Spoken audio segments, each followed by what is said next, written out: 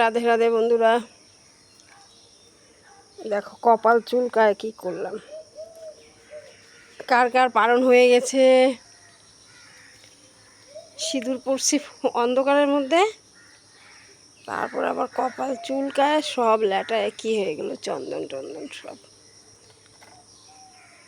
এই দেখো ফুল ছাড়া পুজো দিতে হলো, আবার ফুল ফুটবে। দেখো সকাল 9টা, বেলা 9টা 9:30 না হলে ফুল ফোটে না।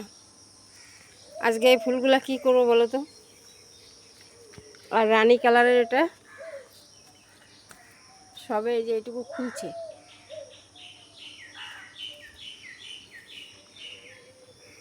রানী কালার দুটো ফুটবে আজকে,